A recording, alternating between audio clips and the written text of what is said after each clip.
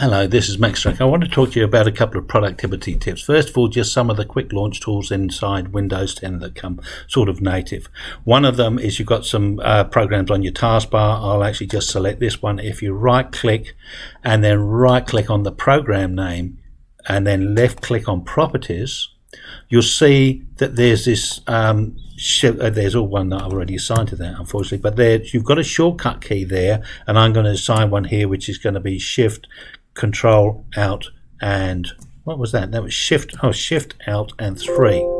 So I've assigned that key. The other one that I can do is I can have the normal window open, minimized or maximized. So I just have the normal window at this point in time and I'll apply and go OK. Now you see the program still closed, so I can go Shift Out 3 and it'll actually open up that program. So there we are, and the program's opened up. So that's one way of actually doing things there.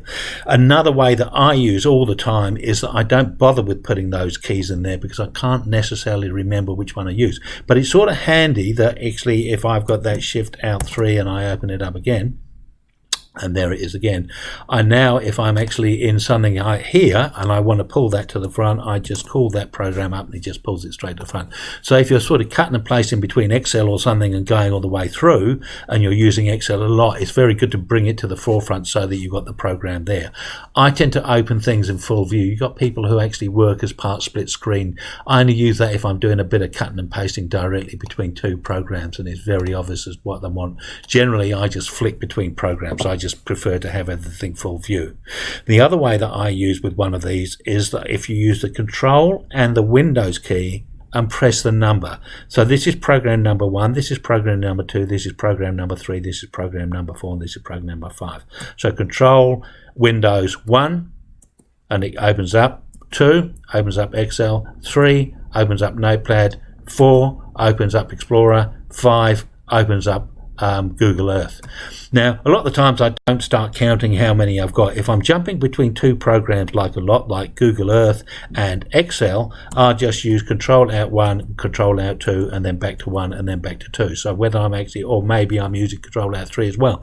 So when I'm jumping between 3 or 4 programs and using them quite a lot, I'll just move them right down here so that they're really effective where I'm jumping between. I actually do start a program and there's one at this end and there's one at this end. Like usually I've got my browser at this end and then I've opened up this program and I'm sort of searching down my taskbar. This I find really handy to actually just jump between those programs as I'm actually using them all the time.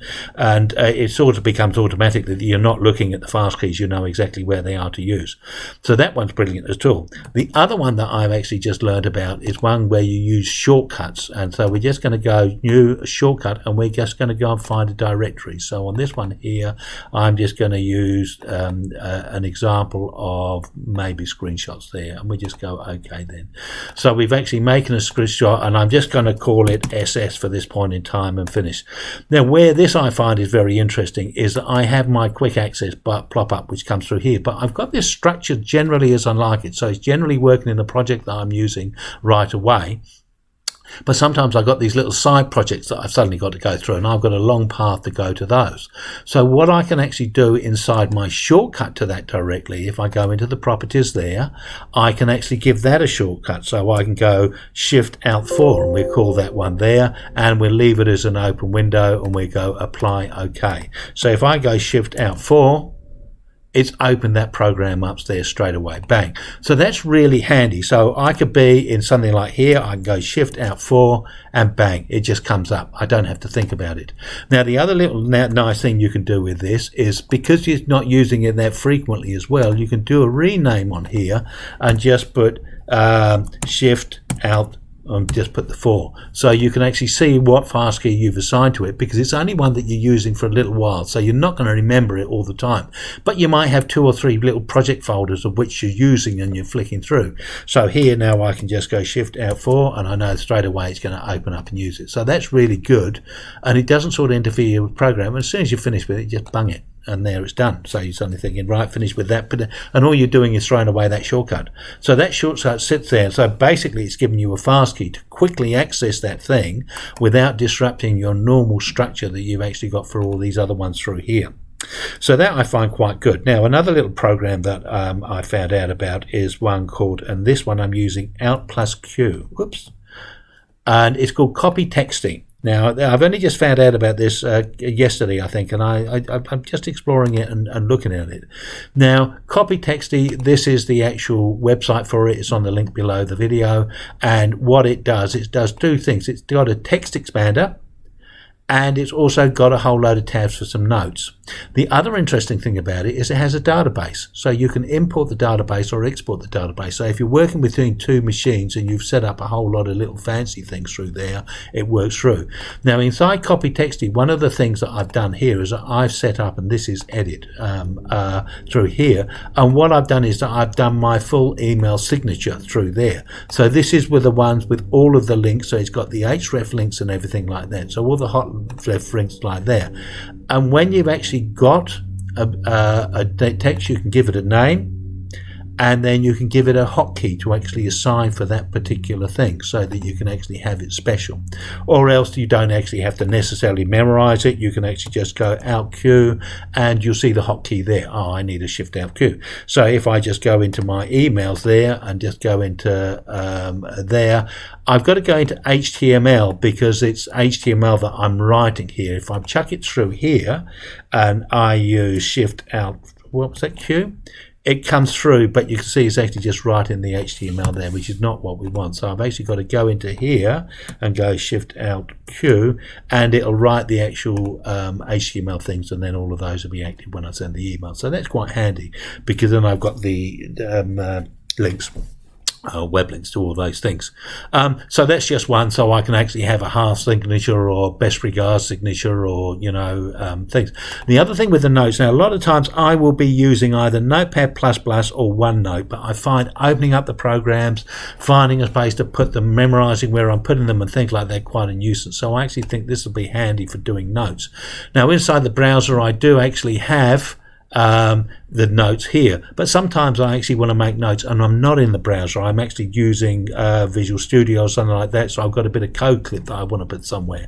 So this is a really handy place to do it. And again, Alt Q is a really quick, fast key to actually use, and it's sitting down in my tray, so it's active all the time when I've got the computer doing as I've got it starting on startup. One of the things I'd just like to mention, they do actually suggest you register for free, and it comes with the email, so it gives you your email, that's your username as such, and the registration. So if you've got it across different machines, it's the same registration code that you have on all of them. They just ask for it, so I'm quite happy to do that, doing through there. Okay, so that's the one there, and I think I will be using that CopyTexty and coming through. The last one I want to talk about is this one here, and I've only just found about this one, and it's LightKey, and it's using an AI-powered text prediction. When you, my daughter's dyslexic, so she would have some spelling issues and stuff like that. So actually having something which does a bit of correcting and predicting and stuff like that is quite a good idea. Now it sits down here, and if we just go into preferences, and if we just go into the productivity metric, no, we don't want prediction profile. You actually set up your own prediction profile. Which industries are you working in? Are you working in finances or marketing and things like this? So I think a lot of this pulls down certain libraries that it's actually checking up on. Now in the full version, if we just jump into there, you've got the basic edition, which you get for type. You've got the LightKey Pad editor. You've got a personal dashboard and analytics. You can download that. These ones here, this predictive tool, typing anywhere. So it allows you to work within certain programs like Word, LinkedIn, Outlook, PowerPoint, all of those ones here. For the free version, it just gives you a little pad through here. Sorry. Dashboard, no, I don't want that, go away. There we are. It gives you a little pad that you can actually do here. So if I just type, you see as I've typed 3 letters and it's coming up with material because I've got mechanical engineering or something like that in there.